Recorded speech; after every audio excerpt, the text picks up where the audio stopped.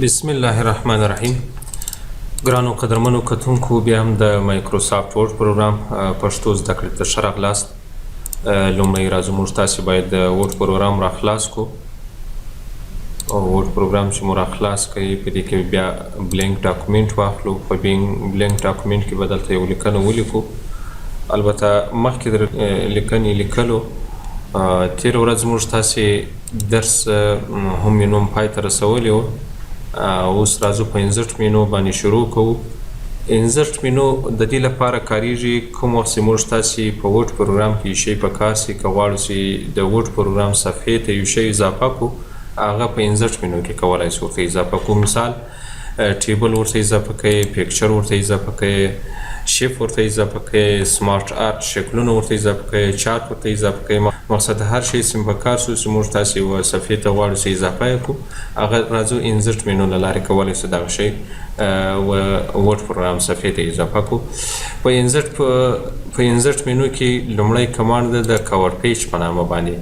کور پیج هغه ډیزاین سوي کور سوي صفحې دي کوم چې له کمپنۍ څخه اتوماتیک جوړې سوي ډیزاین سوي. که غواړې چې مثال د یو چپټر لپاره د یو کتاب لپاره هغه لومړۍ صفحه ډیزاین سوي کور سوي صفحه انتخاب کړي، هغه له دې کور سوي صفحو څخه کولی شي استفاده وکړو. مثال دلته دغه ټولې ډیزاین سوي صفحې دي، پر هر صفحه باندې کلیک وکړو، هغه صفحه او ډاکومنټ ته اضافه کیږي. بیا په دې کې کولی شو موږ تاسې په خپله خوښه باندې ایډیټ وکړو، یا مثال د لیکوال نوم کې ولیکو، د چپټر نوم کې ولیکو، د کتاب نوم کې ولیکو، تاریخ یې ورته ورکړو، او لاندې ایمیل ادرس ورته اضافه کړو، یا مثال د کمپنۍ نوم ورته ولیکو. مقصد هر شی موږ تاسې دلته ورته غواړو چې ورته اضافه کړو، هغه په اسانۍ سره کولی شو ورته اضافه کړو. له دې صفحې څخه وروسته بیا ټولې بېرته هغه عادي صفحې دي، کولی شي په عادي شکل باندې لیکنه کې ولیکي. که غواړې چې دغه کور سوي صفحه بېرته له منځه یوسي، بیا ریموو کرنټ کور پیج ورته کلیک کوو تر څو پورې چې دغه اضافه سوي یا د کور سوي صفحه بېرته له منځه یوسو. او که غواړې چې مثال نورې صفحې ډاونلوډ کړې له انټرنټ څخه، بیا پر مو کور پیج باندې کلیک کوو تر څو پورې چې له انټرنټ څخه موږ تاسې نورې صفحې ډیزاین سوي یا کور سوي صفحې ډاونلوډ کړو د دې لارې څخه. راځو بېرته به دا صفحه د ریموو کرنټ کور پیج له لارې له منځه یوسو. بل بلینک پیج د خالي صفحه اخیستل، که چیرې موږ تاسې دلته یو لیکنه ولرو، یا مثال دا صفحه ډکه وي، که غواړې چې نوره لیکنه ولیکې په بله صفحه کې، بیا په بلینک پیج باندې کلیک کوو تر څو پورې چې بله صفحه راته راکړي او په بله صفحه کې لیکنه ولیکو. او په د کیبورډ له لارې شارټکټ کې کنټرول انټر ده، د کنټرول انټر له لارې هم کولی شو موږ تاسې یو بل بلینک صفحه واخلو او په هغه کې لیکنه ولیکو. بل پیج بریک ته راځو. په پیج بریک کې بیا کولی شو موږ تاسې یو صفحه له دې صفحې څخه دا معلومات، که غواړې چې ټول د اضافه کښته کوم معلومات چې دي د کټ کې بلې صفحې ته انتقال کړي، نو راځو بیا پر پیج بریک باندې کلیک کوو تر څو پورې چې هغه معلومات ټول په کوم ځای کې چې کرسر پروت وي یا په کوم ځای کې چې کلیک کړی وي، له همغه ځای څخه معلومات انتقالوي بلې صفحې ته، بیا په بله صفحه کې دا معلومات راته راکوي. دا د پیج بریک له لارې کولی شو. بل راځو ټیبل ته راځو. په ټیبل کې موږ تاسې کولی شو د وټساپ پروګرام صفحې ته په مختلفو شکلونو سره یا د مختلفو لارو څخه موږ تاسې یو ټیبل اضافه کړو. اول به دلته موږ تاسې کلیک وکړو، مثال دلته که چیرې غواړو چې یو ټیبل اضافه کړو، په دې ځای کې کرسر چې هر ځای موجود وي په هغه ځای کې کولی شو ټیبل اضافه کړو. ټیبل کمانډ را خلاصو. په دې کې اوس ګوره د راګانو او کالمونو تعداد راته راکوي. که چیرې هر راګانې موږ تاسې په کار سي، په همغه اندازه باندې کالمونه انتخابولی شو. که چیرې غواړې چې راګانې مو سره انتخاب کړي، مقصد تر دې ځایه پورې هر څومره راګانې یا کالمونه چې موږ تاسې انتخاب کړو، په هغه اندازه باندې هلته په صفحه کې هغه راګانې یا کالمونه اضافه کېږي. اوس را چې ده او کالم چې ده، مخکې تر دې چې ټیبل نور ټیبلونه هم اضافه کړو، بیا په ټیبل کې ایډیټ وکړو یا تغیرات کې راولو. خو مهمه دا ده چې موږ تاسې باید را هم وپېژنو، کالم هم وپېژنو او ټیبل هم وپېژنو، سیل هم وپېژنو.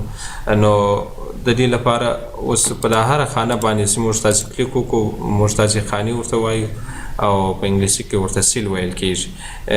دا هر خانه جلا جلا چې موږ تاسې کلیک کوو یا ایډیټ کې کوو یا معلومات کې لیکو، نومونه کې لیکو، دې ته بیا سیلونه ویل کېږي یا سیل ویل کېږي. د څو سیلونو یو ځای کېدو ته په افقي ډول باندې را ویلی سو او د څو سیلونو یو ځای کېدو ته په عمودي ډول باندې یو کالم ویلی سو او د څو کالمونو یا راګانو یو ځای کېدو ته بیا یو مکمل ټیبل ویل کېږي.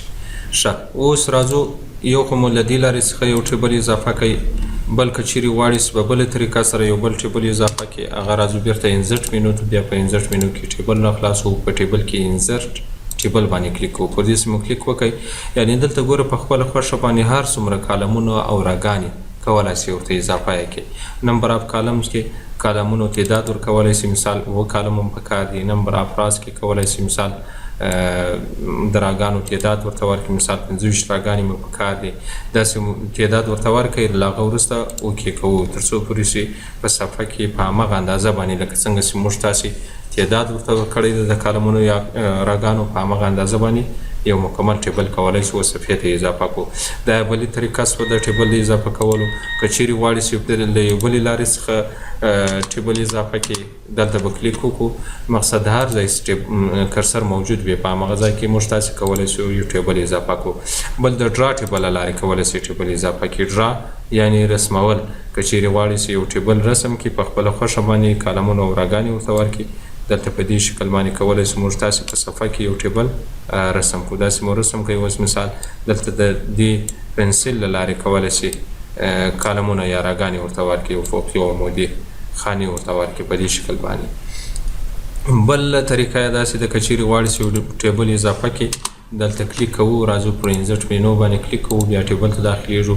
په دې کې لیکلي دي کنورټ ټیکسټ ټو ټیبل، یعنې کومه لیکنه چې موږ تاسې لیکلي ده، که غواړئ چې هغه ټیبل ته واړئ یا په ټیبل باندې تبدیل کړي، نو د دې لپاره باید موږ تاسې دلته یو لیکنه واخلو او لیکنه په صفحه کې ولیکو. دلته به کلیک وکړو او ولیکو مثال نیم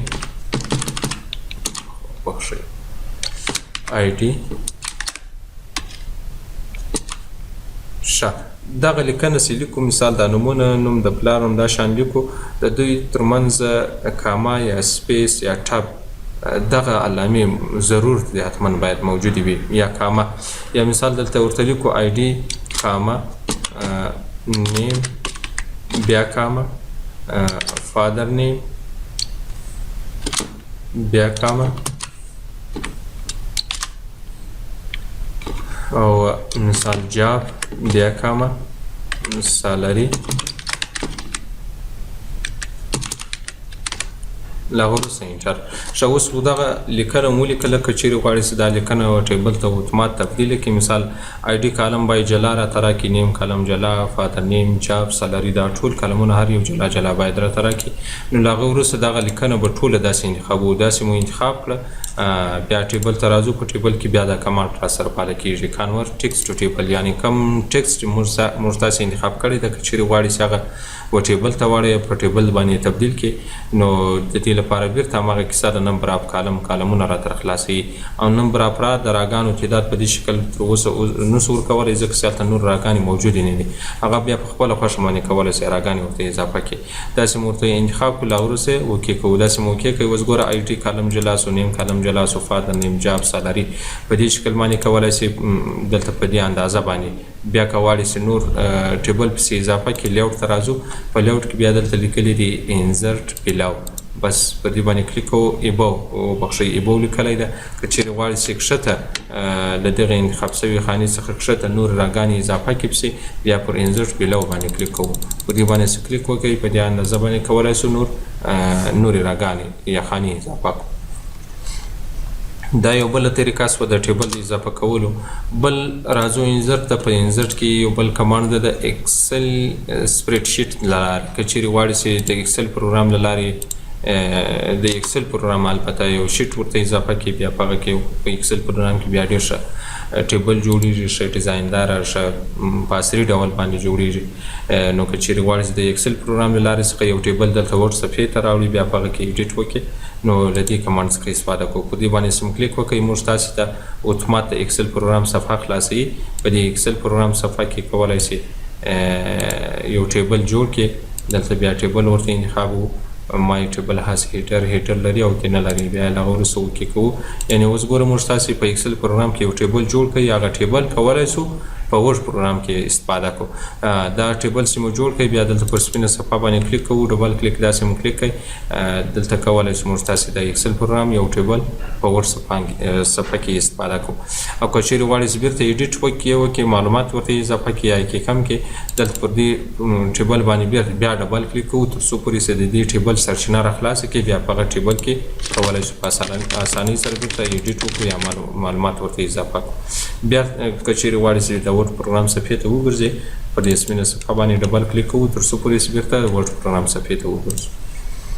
دا یو بله طریقه سوه د ټیبل د اضافه کولو. یو بله طریقه که چیرې غواړئ چې اوس مثال دلته ډیزاین سوي ټیبلونه شته، که چیرې غواړئ چې یو ډیزاین سوی ټیبل اضافه کړئ صفحې ته، بیا په هغه ټیبل کې په خپله خوښه باندې ایډیټ وکړئ یا تغیرات کې راولي.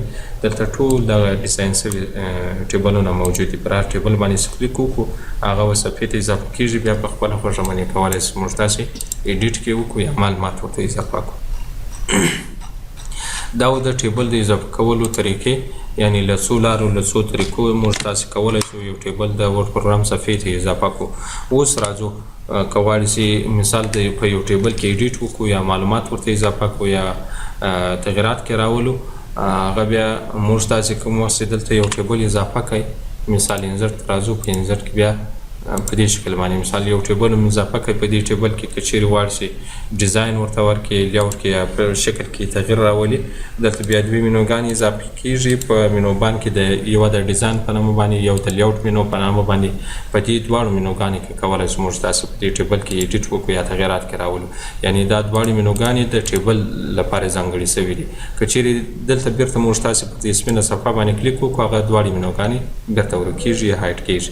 او که چیرې غواړئ بیرته په دې ټیبل کې ایډیټ وکړي، اضافه معلومات ورته اضافه کړي یا مثال ځینې کمې کړي، بیا په دې ټیبل باندې کلیک کوو تر څو پورې چې هغه مینوګانې د ټیبل مربوط شي دي یا په ټیبل کې چې ایډیټ کې کېږي هغه مینوګانې د لیک فعاله شي. بیا د هغه له لارې څخه موږ تاسې کولی شو ایډیټ کې وکړو.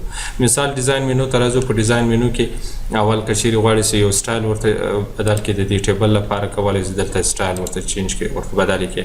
په دې کې اوس ګوره لیکلي دي ټیبل سټایل آپشن ته راځو. هیډر را مثال دا د سر را د عنوان را په څه شکل باندې غواړي، یا ټوټل را مثال موږ تاسې ټوټل کې باسو، جمع کې باسو، هغه را په څه شکل باندې غواړي. بونډیډ را هغه منځنۍ راګانې په څه شکل باید راسي. فرسټ کالم اول کالم باید په څه شکل باندې سي نه، او لاست کالم آخري کالم باید مثال په څه شکل سي. یعنی دا راته هایلایټ کوي او غیر هایلایټ کوي راته. که چیرې دلته بونډیډ کالم ورته انتخاب کو، منځني کالمونه بیا په دې شکل راته شي. مثال لاست کالم که چیرې ورته غیر ټیک مارک کو، بیا له هایلایټ څخه وځي، او که چیرې ورته ټیک مارک بیا د لاست کالم یا آخري کالم راته هایلایټ کوي په دې شکل باندې. یعنی دلته ګور بیا د ټیبل لپاره مختلف قسمه سټایلونه موجود وي. هر قسم سټایل چې موږ تاسې ته کلیک کوئ هغه د ټیبل لپاره کولی شو ورته غوره کړو یا انتخاب کړو. بل شیټینګ ته راځو. په شیټینګ کې بیا د ټیبل لپاره کولی شئ یو رنګ ورته غوره کړئ یا یو رنګ ورته انتخاب کړئ، او که چیرې دلته یو رنګ خوښ نه شو بیا پرموټ کلر باندې کلیک کوو. دلته کولی شو موږ تاسې یو رنګ ورته انتخاب کړو، بیا په هغه رنګ کې ایډیټ کړو یا مثال رنګ ورته تیز کړو یا خپ کړو. له هغه وروسته چې مو اوکې کوئ، په هماغه شکل باندې موږ تاسې کولی شو یو ټیبل ته یو کلر یا رنګ انتخاب کړو. او که چیرې غواړئ چې بیرته دغه ټیبل له رنګ څخه وباسئ، نو کلر ورته انتخاب یا دلته دا سپین رنګ ورته انتخاب وکړو، بیا دلته د ټیبل لپاره بیا هغه بارډر هم له منځه ځي. نو د دې لپاره بیا موږ تاسې څه انتخاب کړو، دلته د ټیبل سټایلونه انتخاب کړو. بل بارډر سټایل ته راځو. په بارډر سټایل کې اوس مثال دا د ټیبل بارډر باید په څه شکل سي، او که چیرې دلته موږ تاسې یو سټایل ورته انتخاب کړو، مثال په دې شکل باید دغه سټایلونه راته راکړي نه، هغه بیا دلته دغه قلم غوندې شکل پوینټر ځان ته غوره کوي. بیا د دې لارې څخه کولی شو موږ تاسې هغه ټول بارډرونه ورته چینج کړو یا بدل کړو په دې شکل باندې. او که چیرې غواړئ چې رنګ ورته بدل کړي د دې بارډر لپاره، بیا دلته مختلف قسمه رنګونه موجود دي، هغه رنګونه بیا کولی شو ورته انتخاب کړو یا ورته غوره کړو. بل بارډر ته راځو. په بارډر کې بټم بارډر، ټاپ بارډر، رایټ بارډر، دا شیان مو انشاءالله ویلي دي په هم مینو کې. که چیرې ستاسو یاد شي له دې لارې څخه هم استفاده ځینې کولی شو، او دلته په ډیزاین مینو کې هم دلته کولای شو استفاده ځینې وکړو. بارډر پوینټر ته راځو، په دې باندې کلیک وکړو. موږ تاسې کولی شو هر قسم بارډر سیم دلته مثال ورته غوره کوي، ورته انتخاب هم کوي، هغه بیا کولی شو بیرته له دې لارې څخه دلته په ټیبل کې رسم کړو یا استفاده ځینې وکړو. دا ډیزاین مینو د ټیبل لپاره استعمالیږي. بل لیاوټ مینو ته راځو. په لیاوټ مینو کې هم کولی شو موږ تاسې په ټیبل کې ایډیټ وکړو یا معلومات ورته اضافه کړو یا معلومات ځینې کم کړو. د دې لپاره باید موږ تاسې لومړی شی انتخاب کړو. د دې لپاره اوس اول کمانډ ده د سلیکټ په نامه باندې. که چیرې غواړئ چې دلته په ټیبل کې یو ساحه انتخاب کړي، یو سیل انتخاب کړي، یو رای انتخاب کړي، یو کالم انتخاب کړي. اوس مثال په دې سیل باندې ما کلیک کړی ده. دا سیل که چیرې غواړئ چې انتخاب کړي، دلته سلیکټ ته راځو، پر سلیکټ سیل باندې کلیک کوو تر څو پورې چې هغه سیل موږ تاسې ته انتخاب کړي. او که چیرې دلته موږ تاسې پر سلیکټ کالم باندې کلیک وکړو، په هر کالم چې کلیک کړی د هغه کالم راته انتخابوي. او سلیکټ را کومه را باندې موږ تاسې کلیک کړی د هغه را کولی شو موږ تاسې له دې لارې څخه انتخاب کړو. او که چیرې موږ تاسې دلته سلیکټ ټیبل ورته کلیک کړو، بیا ټول مکمل ټیبل راته انتخابوي.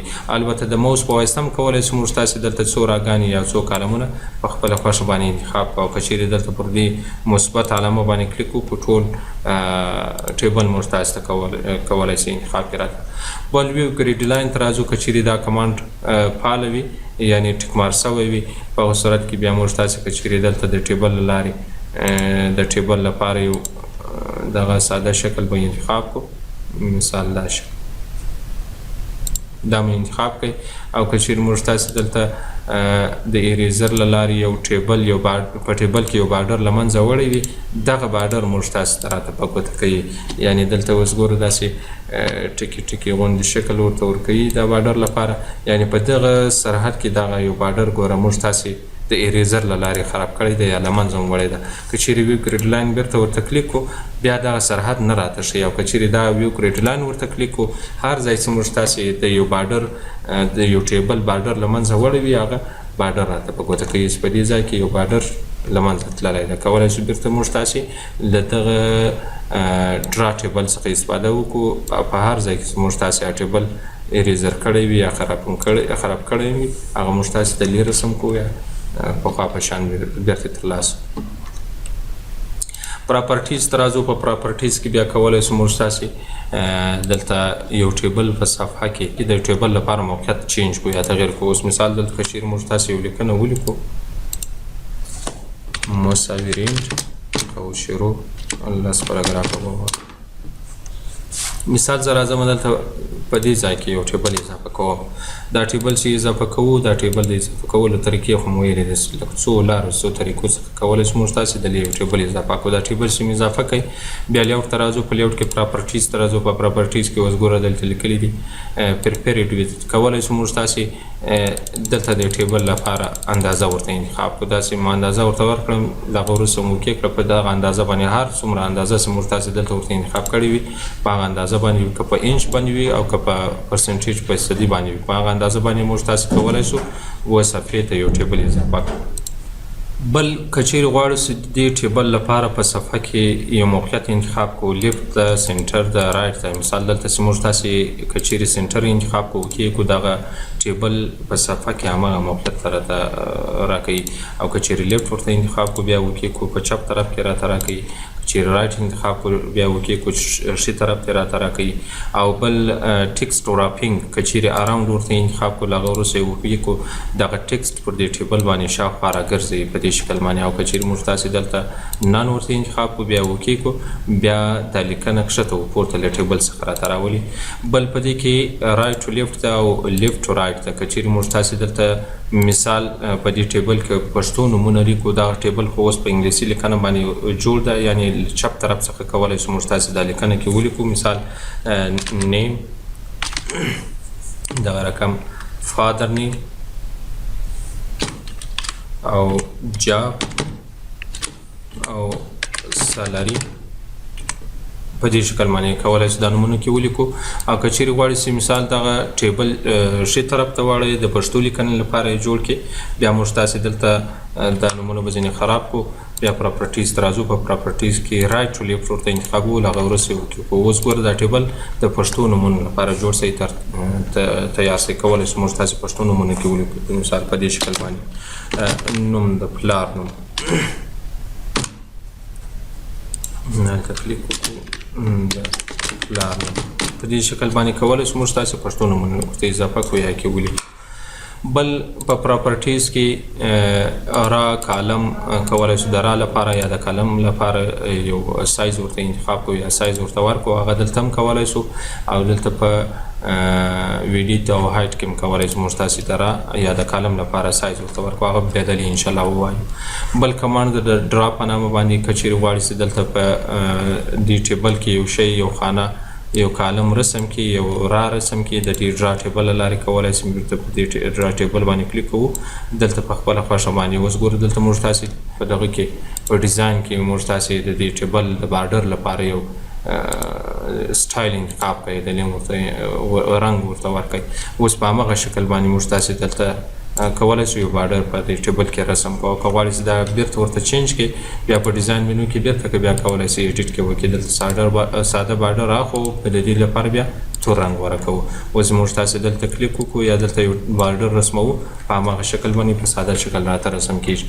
بل په لیاوټ منو کې یو بل کمانډ د اریزر په نامه باندې که چیرې غواړئ چې دلته په ټیبل کې یو سیل خراب کړي یو را خراب کړي یو مکمل کالم خراب کړي بیا پر هر بارډر باندې سم کلیک وکړئ هغه بارډر بیا چی کوي له منځه وړي راته.